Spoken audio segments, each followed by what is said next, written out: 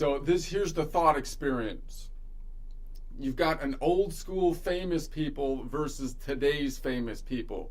Let's take Eddie Murphy, for example. Eddie Murphy, example of the old school famous person. And it's like back in the day, his stand-up comedy would get anybody canceled today. And I mean instant cancel, no appeal, straight to the social media gallows. You know, even if you factor in like all the DEI checkboxes in the world, he's still going to get canceled, right? I mean, he even made fun of himself for people thinking his act was just him standing on stage swearing at the audience, which wasn't entirely wrong. That's basically what the show was. He goes up and he swears at the audience. I mean, there's some jokes in there, but it's basically half swearing, you know. And then back then, his favorite word was, of course, like pretty much everybody's favorite word at the time, the N-word, with the F word as a hot second, right, following on the heels. And then by modern standards, half his material was racist, the other half culturally insensitive, and the rest, well, let's just say HR, it wouldn't have cleared it for the Office Party, right? It wouldn't have cleared. But here's the thing, he was funny.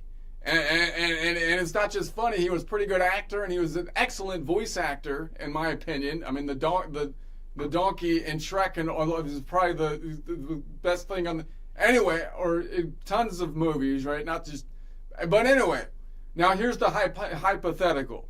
So you're forced, because it's a hypothetical thought experiment. You can't get to leave your kid with one of two Hollywood-type babysitters. All right? I know it's not a good place to be, but let's play along, because here's the choice number one. You've got the totally crude, swearing, racially insensitive, vintage Eddie Murphy.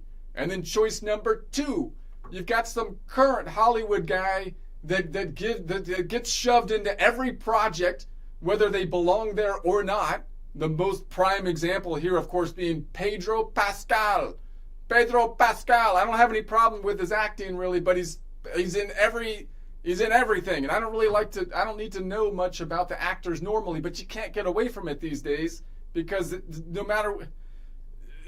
Anyway, personally, I would never leave my kid, or any kid for that matter, with Pedro Pascal. I don't know. I mean, between the interviews, the TikToks, and whatever weird award show moment is trending, most actors now seem way stranger than the problematic ones of the past.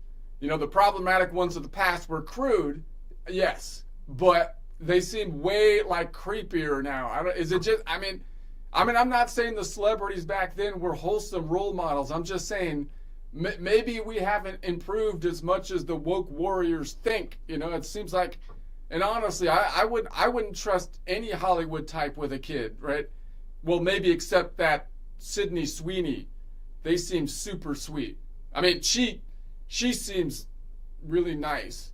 And if she happens to wash her hands in my bathroom sink, I could probably cover the rent by dumping the water in the tub and charging the neighborhood kids to take a dip in it.